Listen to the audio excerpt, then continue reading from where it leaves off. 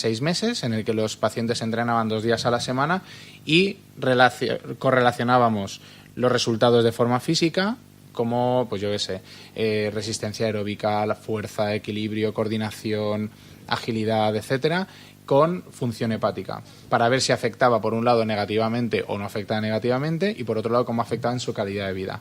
La calidad de vida aumentó a la vez que la forma física y sin embargo no hubo ningún efecto negativo sobre el hígado nuevo. Así que podemos decir que con nuestro programa cualquier paciente que sea trasplantado o incluso pudiéramos decir no trasplantado, porque es un programa bastante estándar, no tiene ningún tipo de peligro. Claro, que esto viene a reforzar, ¿no?, la idea de que el deporte, de que los médicos deberían recomendar más deporte, ¿no?, para determinados tipos de pacientes para mejorar su calidad de vida.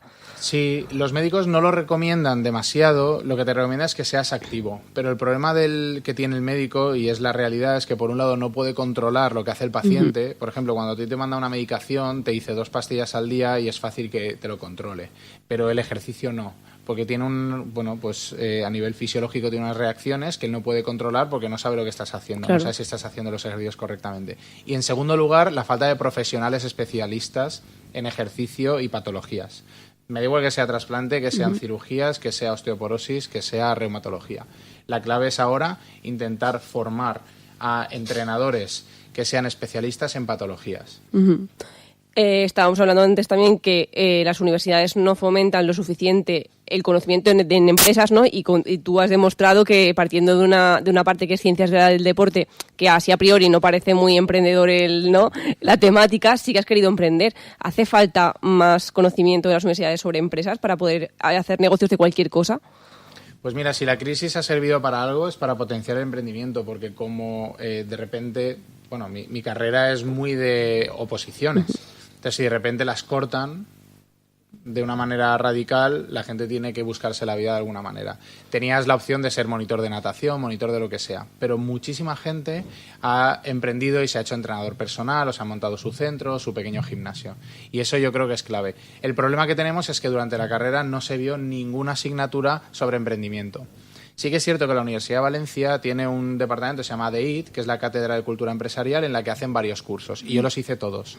Yo visité ADEIT, visité OPAL, visité un montón de departamentos asociados a la universidad que realmente fomentan el emprendimiento. Por ejemplo, en ADEIT todos los cursos que hice era para gente que nadie de ADE ni económicas podía asistir a esos cursos. Y era para fomentar el emprendimiento y la empresa para gente técnica.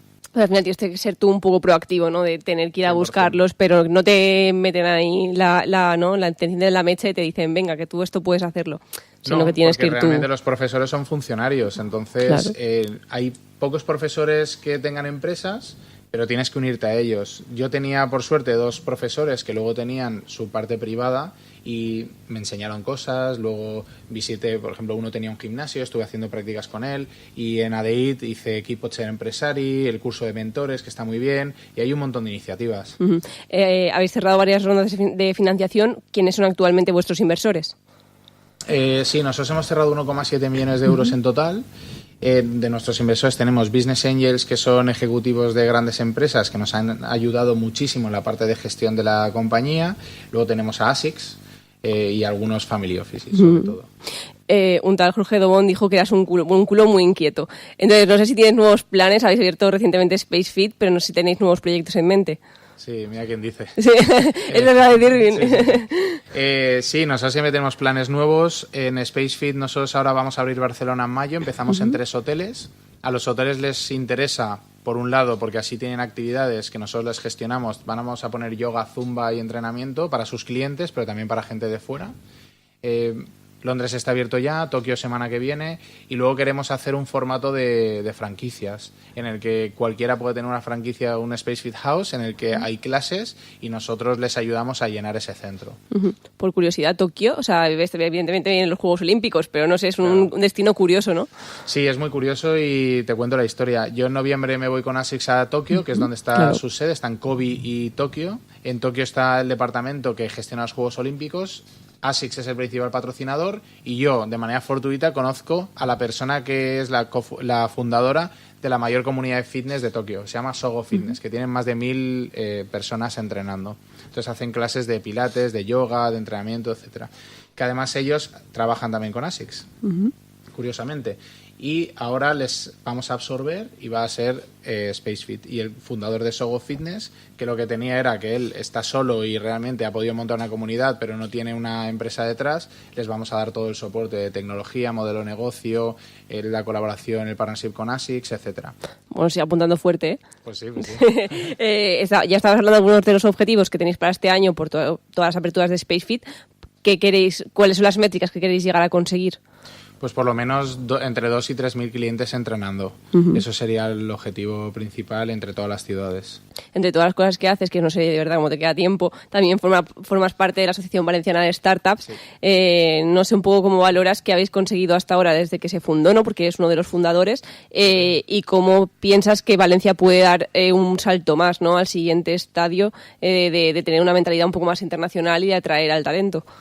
Sí, nosotros teníamos varios objetivos, entre ellos estaba el posicionamiento de Valencia en el mapa, porque al final es una ciudad que está creciendo muchísimo a nivel de emprendimiento y ecosistema, pero todavía no está del todo posicionada.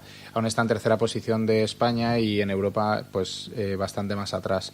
Pero sin embargo somos emprendedores que estamos luchándolo, estamos captando todos prácticamente entre un 80 y un 90% de nuestra inversión proviene de fuera. Ya hay emprendedores que están captando inversión fuera de España y eso es muy importante, que en Barcelona y Madrid ya se ve desde hace tiempo.